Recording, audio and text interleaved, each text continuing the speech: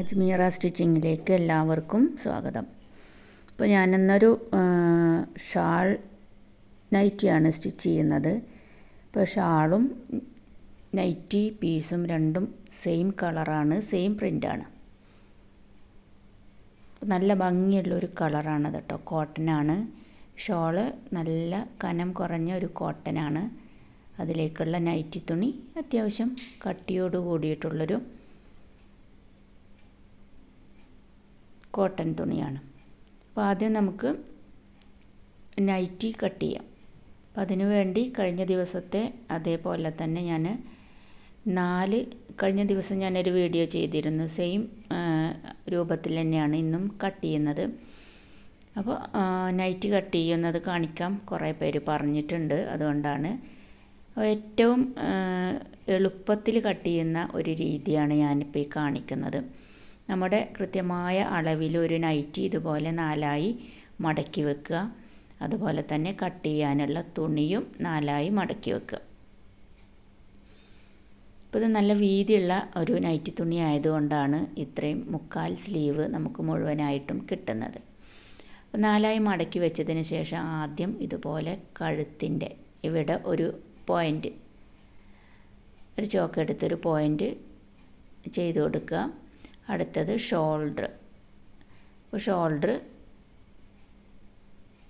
അടയാളപ്പെടുത്തുക.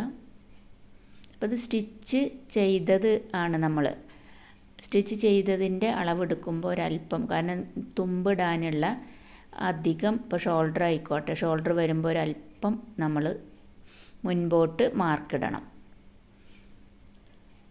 അപ്പോൾ ഇതാണ് കൈക്കുഴി വരുന്ന ഭാഗത്തും നമ്മളിതുപോലെ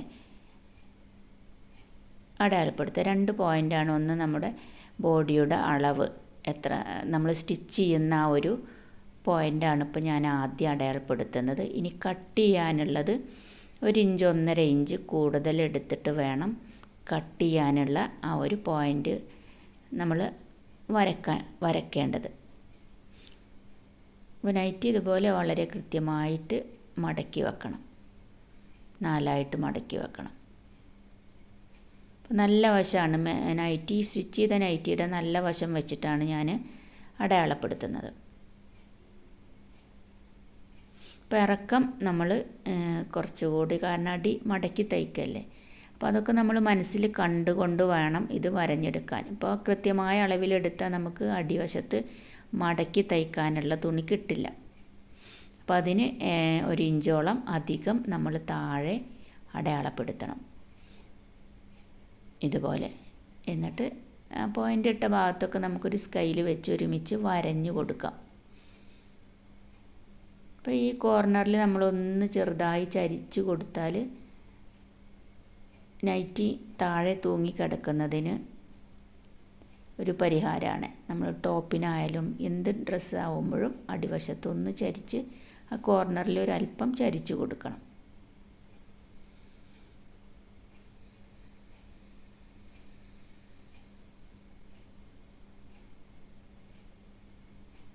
നമ്മൾ ഈ അടയാളപ്പെടുത്തുന്നത് ബാക്ക് നെക്കാണ്. ഫ്രണ്ട് നെക്ക് ഇവിടെയാണ് വരുന്നത്. അപ്പോൾ നെക്ക് നമുക്ക് അളവ് നൈറ്റിയേക്കാൾ കൂട്ടണോ കുറക്കണോ അതനുസരിച്ച് ഇപ്പോൾ നമുക്ക് അടയാളപ്പെടുത്താം. അപ്പോൾ ഞാൻ കുറച്ച് കുറക്കുകയാണ് കേട്ടോ, അളവ് നൈറ്റിയേക്കാളും ഫ്രണ്ട് നെക്ക് അല്പം കുറക്കുകയാണ്. അപ്പോൾ നമ്മൾ കൃത്യമായ പോയിൻ്റിൽ ഒന്ന് പോയിൻ്റ് ചെയ്ത് പിന്നെ എത്രത്തോളം കുറക്കണമെങ്കിൽ അടയാളപ്പെടുത്തിയാൽ മതി.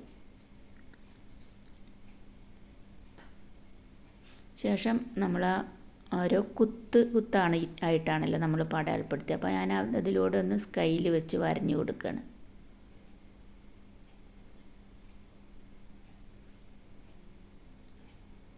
അപ്പോൾ പോയിൻ്റുകളൊക്കെ ഒന്നുകൂടി കളർ കൂടുതലാക്കി ചോക്ക കൊണ്ട് വരഞ്ഞാൽ നമുക്ക് കട്ട് ചെയ്യാൻ വളരെ ഈസി ആയിരിക്കും.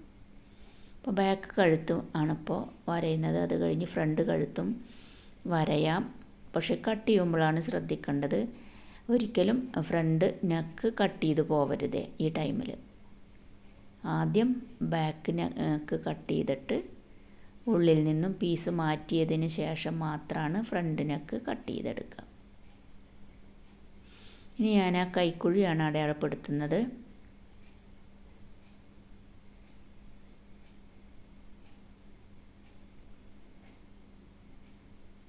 അപ്പോൾ ഇതുപോലെ വരഞ്ഞു കൊടുത്തിരിക്കുകയാണ് കേട്ടോ.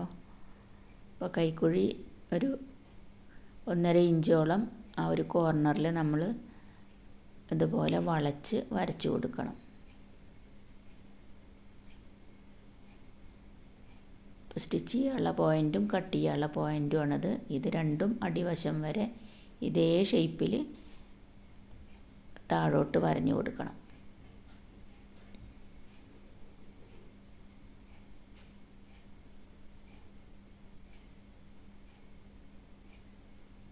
ഇപ്പോൾ വളരെ ഈസിയാണ് ഈ ഒരു മെത്തേഡ്. നമുക്ക് യാതൊരുവിധ കണക്കുകളും ഒന്നും നോക്കാതെ തന്നെ ഇതുപോലെ കട്ട് ചെയ്ത് സ്റ്റിച്ച് ചെയ്തെടുക്കാം.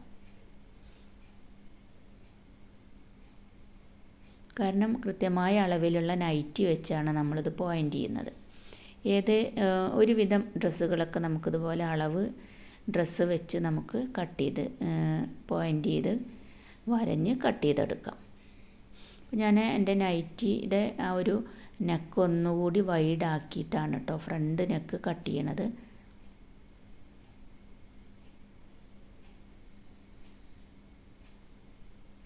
ഇതാണ് ബാക്ക് നെക്കിൻ്റെ അവിടെയാണ് നമ്മളിനി കട്ട് ചെയ്ത് തുടങ്ങേണ്ടത്. ഇതിലൂടെ ശേഷം താഴോട്ട് ഈ വളച്ച് വരച്ച് അതുവരെ കട്ട് ചെയ്യാം. ശേഷം അവിടുന്ന് താഴോട്ട് ഇറക്കം ഫുള്ളും കട്ട് ചെയ്യാം.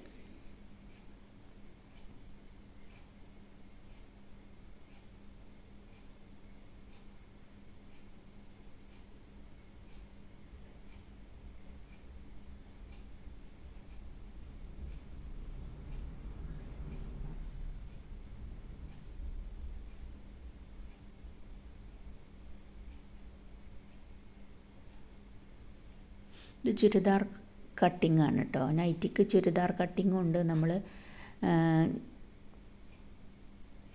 നൈറ്റി പഴയ മോഡലിൽ കട്ടിങ്ങുള്ള നൈറ്റിയും വരുന്നുണ്ട്. അത് ഞാൻ കുറേ മുൻപേ ആ ഒരു മോഡൽ കാണിച്ചിട്ടുണ്ട്.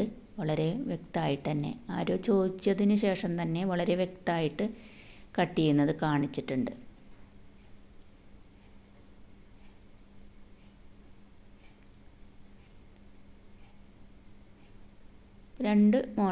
രണ്ട് മൂന്ന് മോഡലിലും നമുക്കിതുപോലെ നൈറ്റി കട്ട് ചെയ്യാം. അതിലൊക്കെ ഏറ്റവും ഈസി ആയിട്ട് ഈ ഒരു മെത്തേഡാണ് എനിക്ക് എളുപ്പമായിട്ട് തോന്നിയിട്ടുള്ളത്. അപ്പം അതുകൊണ്ട് തന്നെയാണ് ഞാൻ കഴിഞ്ഞ ദിവസം അതുപോലെ ഇന്നും ഈ ഒരു കട്ടിങ് കാണിക്കുന്നത്. ഫസ്റ്റ് നമ്മളിങ്ങനെ കട്ട് ചെയ്ത് പഠിക്കുകയാണെങ്കിൽ പിന്നെ നമുക്ക് പതുക്കെ പതുക്കെ മറ്റുള്ള രീതിയിലൊക്കെ നൈറ്റി കട്ട് ചെയ്ത് പഠിച്ചെടുക്കാം. അത് ഞാൻ കട്ട് ചെയ്തെടുത്തിട്ടുണ്ട്.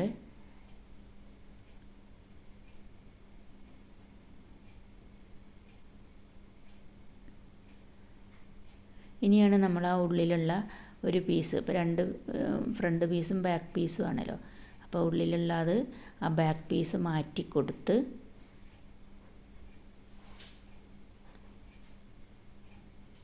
വീണ്ടും ആ തുണിയെ അതേപോലെ തന്നെ നമ്മൾ വെച്ച് വേണം ഫ്രണ്ട് നെക്ക് കട്ട് ചെയ്യാൻ. അത് വളരെ ശ്രദ്ധിച്ച് നമ്മൾ ചെയ്യേണ്ടതാണ്. കാരണം രണ്ട് പാർട്ടും ഒരുമിച്ച് വെച്ചാണ് നമ്മൾ പോയിൻ്റ് ചെയ്യുന്നതും വരയുന്നതും പിന്നെ അത് ബാക്ക് നെക്ക് കട്ട് ചെയ്യുന്നതൊക്കെ. ഇനി അടുത്തത് സ്ലീവാണ് കട്ട് ചെയ്യുന്നത്. അപ്പോൾ നമുക്ക് ആ ഒരു ആം ഹോള് കട്ട് ചെയ്ത ഭാഗത്തുനിന്ന് ഇതുപോലൊരു പീസ് കിട്ടും.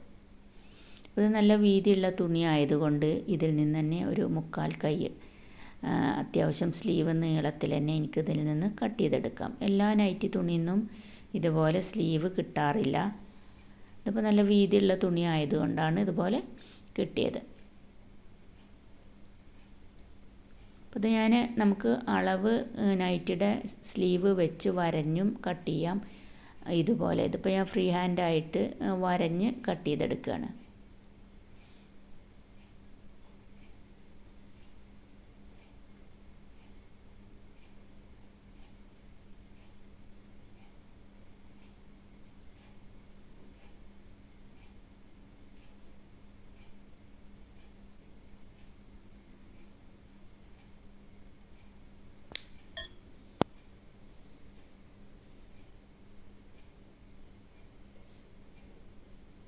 അങ്ങനെ സ്ലീവും കട്ട് ചെയ്തെടുക്കുകയാണ്. അപ്പോൾ ഇത് എനിക്കുള്ള നൈറ്റിയാണ് കേട്ടോ, അതുകൊണ്ട് തന്നെ സ്ലീവ് ഞാൻ കുറച്ച് കൂടുതലായിട്ട് എടുത്തിട്ടുള്ളത്. വീതി കൂടിയ തുണി, അതിന് വേണ്ടിയാണ് വീതി കൂടിയ തുണി എടുത്തിട്ടുള്ളത്. ഇനി വീതി കുറവാണെങ്കിൽ നമുക്ക് ആ സൈഡിൽ നിന്നും കട്ട് ചെയ്തെടുക്കുന്ന പീസിൽ നിന്ന് സ്ലീവ് കിട്ടും. അതല്ലെങ്കിൽ നമുക്ക് നീളം എത്ര വേണ്ടതെങ്കിൽ പീസുകൾ ജോയിൻ ചെയ്ത് കൊടുത്താലും സ്ലീവിൻ്റെ നീളം നമുക്ക് കൂട്ടാം.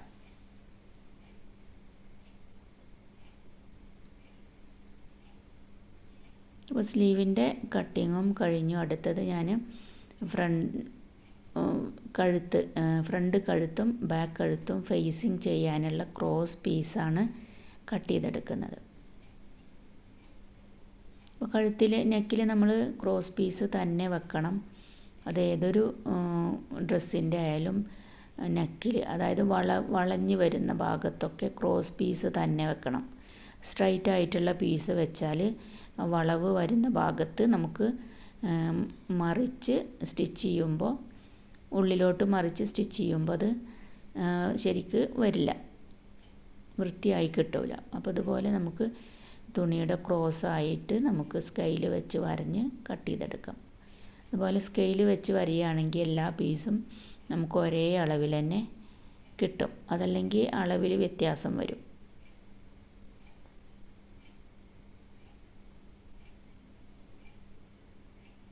അങ്ങനെ ക്രോസ് പീസും കട്ട് ചെയ്തെടുത്തിട്ടുണ്ട്.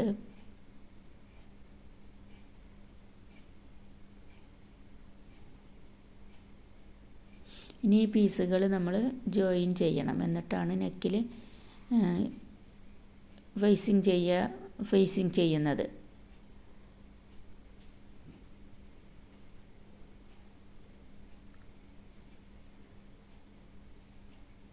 ശേഷം ഞാൻ നൈറ്റിയുടെ ഫ്രണ്ടിൽ ഒരു പീസ് ഇതുപോലെ വെക്കുന്നുണ്ട്.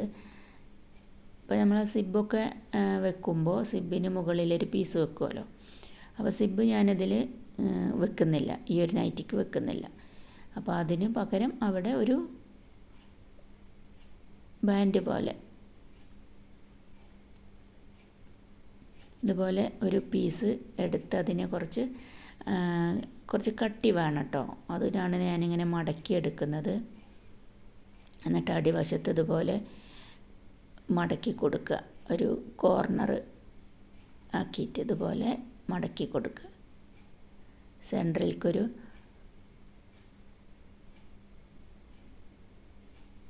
കാരണം നമുക്കിതിൽ ഷോ ബട്ടൺ വേണമെങ്കിൽ ഫിറ്റ് ചെയ്ത് നല്ല ഭംഗിയായിരിക്കും. പിന്നെ സിബിൾ ഉള്ളൊരു നൈറ്റിയുടെ ഫീലിംഗ് ആയിരിക്കും നമുക്ക് ഈ ഇത് കാണുമ്പോൾ.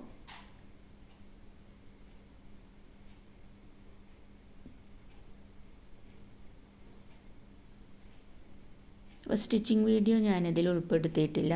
ഇപ്പോൾ തന്നെ അത്യാവശ്യം ലെങ്ത് ആയിട്ടുണ്ട്. അപ്പോൾ സ്റ്റിച്ച് ചെയ്ത് കഴിഞ്ഞിട്ടുണ്ട്. അപ്പോൾ വളരെ ഭംഗിയായിട്ട് തന്നെ നമ്മുടെ സ്റ്റിച്ചിങ് ഒക്കെ കഴിഞ്ഞു.